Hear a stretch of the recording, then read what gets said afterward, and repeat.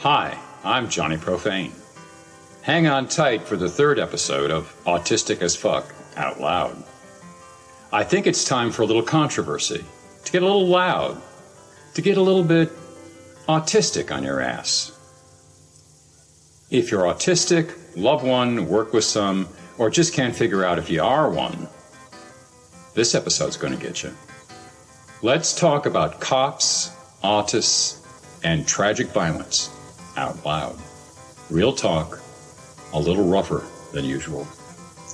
But I end on a hopeful note. There are actions you might want to take, and maybe share, with someone you know. Who cares?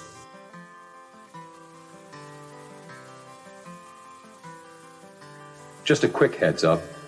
During this episode, I read the names of some 20 autistic victims of cop violence, although I don't mention underage kids and others who have kept themselves anonymous.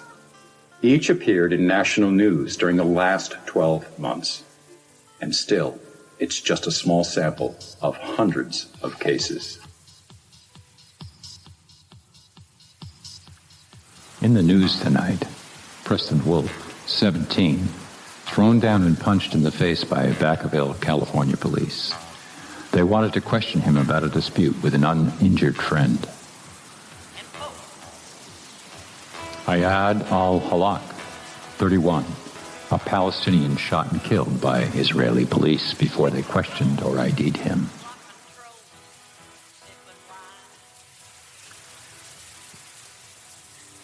It was just a year ago.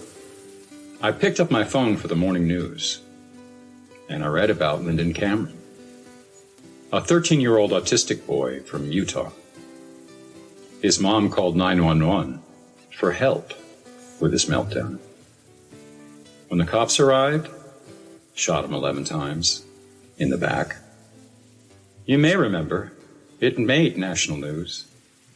In between media fascination with Greta Thunberg and the crush they now have on Elon Musk, celebrity autists, that's the picture the public sees now of autism. But a kid shot for having a meltdown? By noon, my outrage had me hitting my keyboard for a blog I called I'm Autistic, I Fear Cops. Right after, I hit Amazon for a personalized medical alert bracelet to warn first responders, hey, I'm autistic here, in my hope cops won't shoot me. Because with a bracelet, you can easily wave your wrist at a first responder for instant attention, without fumbling in your pocket, as cops probably fear you are reaching for a gun, without even speaking or making eye contact. Eric Parsa, 16, died after Jefferson Parish, Louisiana deputies sat on his back for 9 minutes because his parents requested help managing his meltdown at a shopping mall.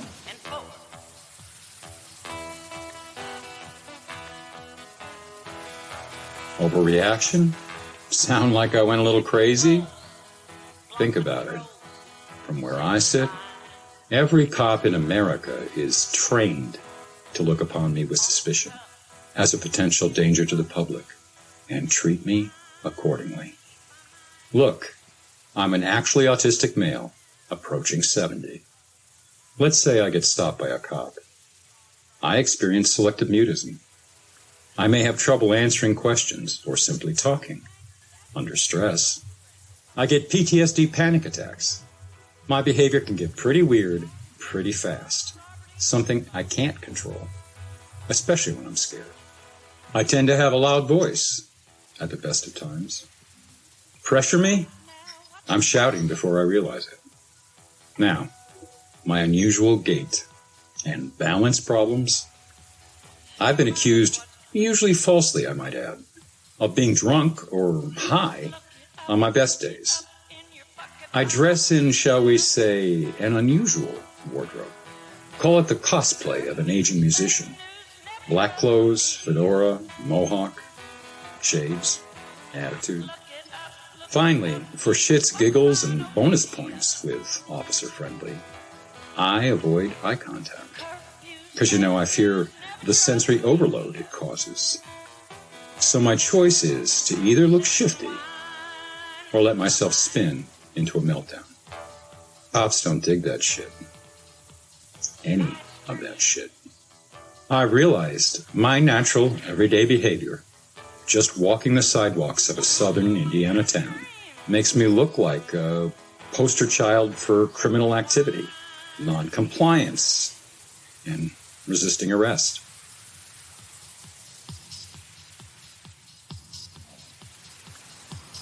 Unnamed victim, 7. Handcuffed, pinned, face down by a school police officer in Statesville, North Carolina. He began spitting during a meltdown in his special needs school.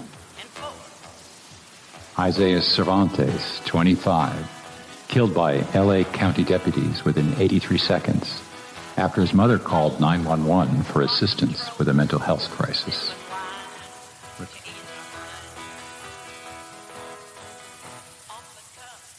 Reading about Linden opened my eyes. I saw problems for autists everywhere. I run a Facebook group, Missing While Autistic. I read news reports about dangerous, even tragic run-ins between trained cops and autistic folks, constantly. So I didn't stop at buying a bracelet.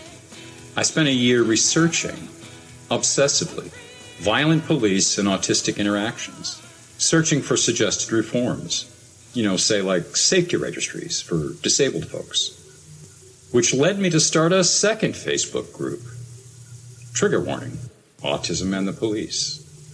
And I didn't stop there. Over the last year, I've come to fear for my personal safety in all public places where I live in South Central Indiana. As American culture becomes rapidly more polarized, extreme, violent, I've been questioned by cops for riding a bicycle in my own neighborhood. I was physically attacked in a Dollar Tree over my COVID mask. Another cop stopped me when I asked why. He sagely informed me people with strange haircuts are sometimes up to no good. Teens stalked, mocked, and threatened me in Walmart. Again, a mask thing. A conservative church lady verbally abused me in a store for my speech in mildly androgynous dress. Now, that's a Bible Belt thing. So I bought pepper spray and now carry a stout walking stick, which I train with as a short quarterstaff for personal defense. Nobody fucked with Friar Tuck in Robin Hood's day.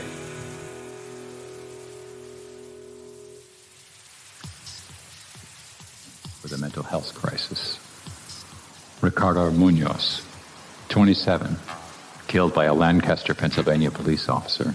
Ricardo did carry a knife during a mental health crisis, but body cam footage reveals no attempts at de-escalation. The officer involved was not injured. Ricardo remained at least 6 feet distant at all times, and the cop shot him without warning. Unnamed victim.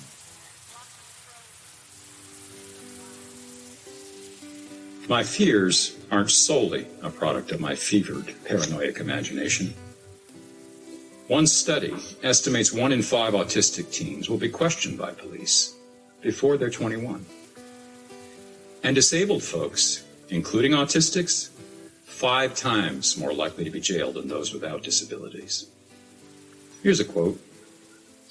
Dr. Andrew Adesman, Chief of Developmental Pediatrics at Cohen Children's Medical Center, New Hyde Park. By the way, some may notice he uses person-first language. Quote, a simple traffic stop can have tragic consequences for an individual with autism spectrum disorder. If a police officer does not recognize that the driver has autism, then they may misinterpret the failure to make eye contact, answer questions appropriately, or follow simple commands. The police officer may feel defied or threatened, which could then lead to escalation. At some point last year, I realized articulate autistics, like me, are particularly at risk.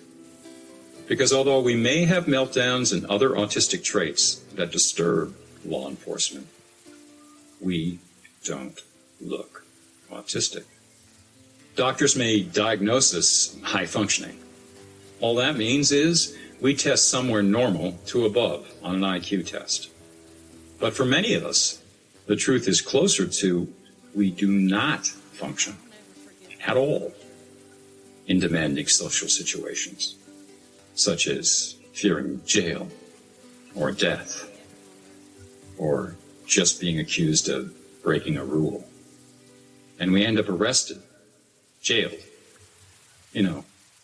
dead. A crime he didn't commit. Unnamed victim, 14, punched and dragged by Knoxville, Tennessee police during a meltdown at school. Unnamed victim, 27, beaten by 2 off-duty Philadelphia police officers when they mistakenly believed he broke into a car. The autist had no criminal record. The police had no evidence. It's a year since Linden, and I've done everything I can think of. But where am I today? I'm still autistic. I still fear every police officer and cop car I see, and it's still 21st century America. I see them everywhere. Unless things change, we're all screwed. And I'm pretty sure that goes for every autist you may know or care for. I don't believe that any form of self-policing, including autism awareness training or any training of cops, will ever work, whether regarding matters of race, gender, or disability, like autism.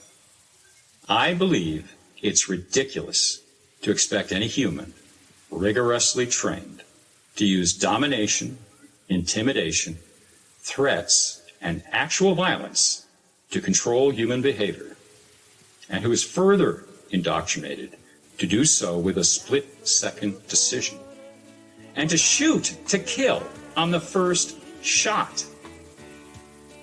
It's ridiculous to turn around and expect them to provide the nurturing support needed for a human services call. And it's even more ridiculous for them to expect us to trust them with our lives. This highway I chose, I'll see where it goes.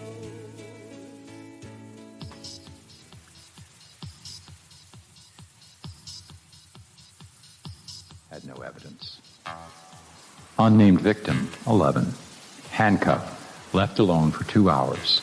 He was denied medical attention, even when he banged his head bloody in frustration. He had poked a schoolmate with a pencil. No injury was reported. Brandon Davis, 32, pinned to a fence by one Cincinnati police officer's knee, while a second tased him 7 times for walking in a city park after dark. Brandon maintains he was not in the park and was attacked for walking while black in the wrong neighborhood.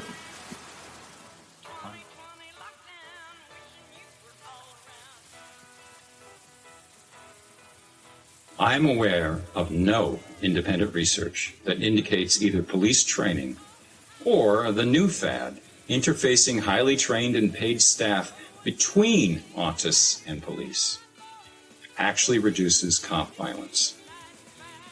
And no stats whatsoever show a decline in U.S. cop violence anywhere.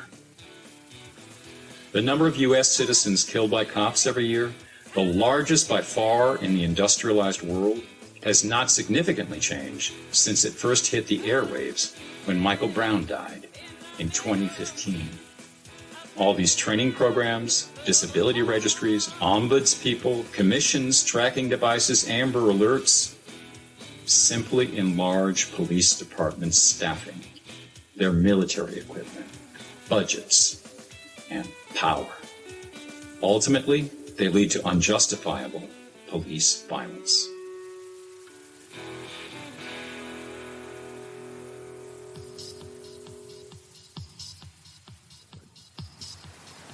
Unnamed victim, 14, suffered a fractured wrist when a Topeka, Kansas police officer knelt on his neck and handcuffed him. He was riding his bike, accompanied by his unleashed dog, a city code violation. JT. Last year, cops broke into a Bellevue, Washington couple's home in the middle of the night because a neighbor had phoned in a welfare check on their adult autistic son, who lives with them. The cops smashed the door down, even as the parents shouted explanations and protests, and despite alerts from the dispatcher to these cops that the situation had been resolved hours before. They crashed through the parents who were physically blocking them at the bedroom door, then proceeded to handcuff, injure, and bodily remove the pajama-clad adult autist, unarmed, posing no threat to anyone, without any warrant or form of authorization, simply claiming that they had the authority to do so because they were responding to a human services emergency, which they were in fact creating. If unconstitutional police state tactics and privileges like that don't scare you, autistic or not, check your pulse. Police brutality is out of control in America. The Prison Policy Initiative reports 1,100 people are killed by American law enforcement every year, year after year. Let's put a face on that. Take the cops near Jamesville, New York, a small town near Syracuse, who shot a teenage autist dead for waving his toy air gun at them, a fatal mistake. One that cops have made before and will make again.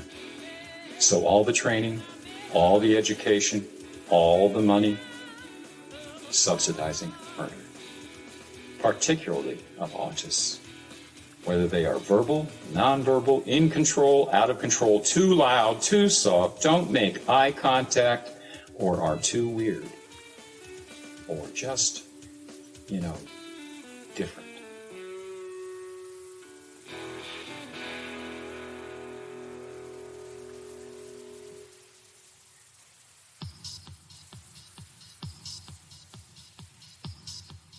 A city code violation. JT, 10, pulled from a car by two Worcester, Massachusetts police responding to his mother's 911 mental health call. Informed he was autistic, officers kneeled on his neck and legs and handcuffed him, fracturing his arm for throwing a bag of chips. Quentin Ramsey. Reform? I'm an autistic elder.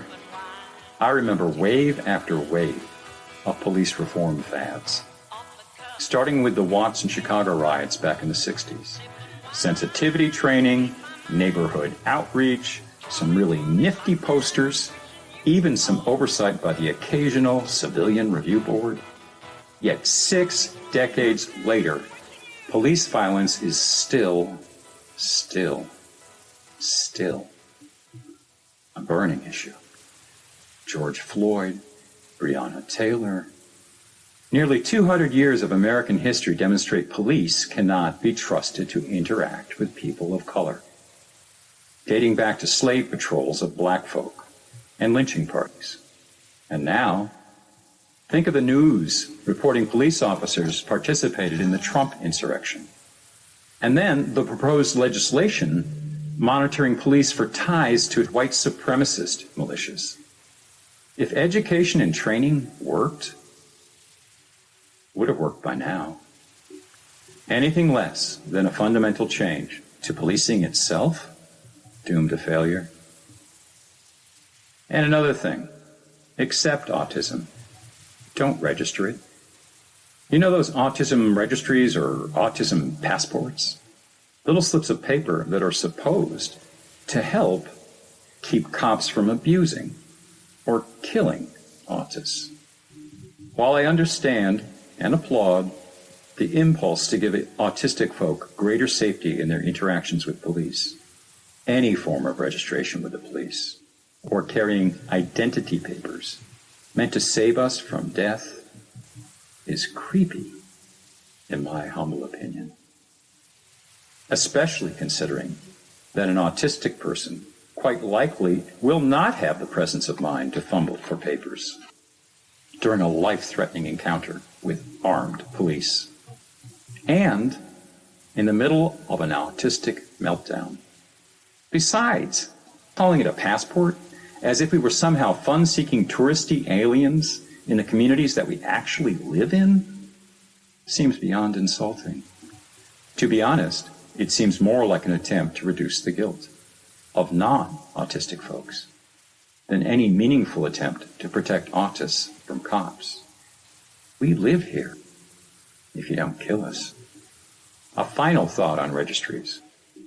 In America, information gathered by the government, most especially the police or Justice Department, always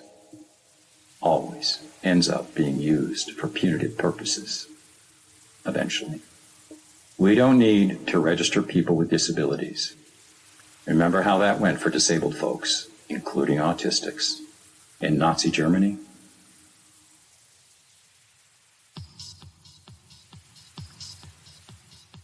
In the news tonight, Liam Long, 19, struck by a Lexington, Kentucky police car, reportedly on purpose.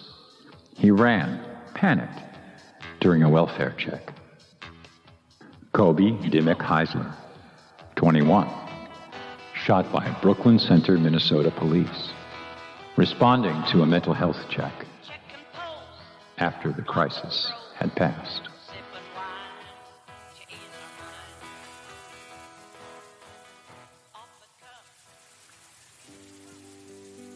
What can we do? Well, I believe the solution is a basket of things. 1. Support autism acceptance throughout every social structure available to us. Ultimately, the problem is ignorance and weird phobia. We got to stomp those guys out. 2. Use trained social workers for all incident calls that do not involve a threat to life. There is none whatsoever, no reason for a person performing a welfare check or other purely social service to be packing any form of lethal weapon. I know. I've been a child protective services worker, a very dangerous, unarmed position. Trust me, if you are trained properly and suspect you are in danger, you do not enter any closed structure. You do not approach any vehicle, individual, or group that appears out of the ordinary, that smells different. You call for backup. It is that freaking easy. Honestly, there are fatalities among CPS workers, but nothing approaching 1,000+ cop shooting deaths of American civilians. 3. Reduce the armed police force to precisely, the level required to handle only violent threats to life, plus only sufficient backup to handle a reasonable-sized crowd, determined by the population of the city, the town, village, county, or state. Not one cop more. Not one freaking tank. There is no need for a standing army in any America I want to live in, or believe I can survive it. 4. All disabilities matter. All my points apply across the entire human population, by which I do not mean to imply some disabilities are more at risk than others or not, particularly communication-related ones such as autism. We don't need pity. We don't need ID patches. We need cops to stop shooting at us, which doesn't require expensive cop training. It just requires answering human services calls with human services professionals who don't pack guns. We autists aren't the problem. Killer cops are. Throwing a bag of chips. Quentin Ramsey, 21, handcuffed, injured and bodily removed from his home by Seattle area police on a welfare check. And finally, Linden Cameron, 13, shot by Utah police when his mother called 911 for help with his mental health crisis. Shot 11 times in the back. lock control, sipping wine to ease my mind. Off the cuff, into the rough, sipping wine, ease my mind. 2020 lockdown, wishing you were all around.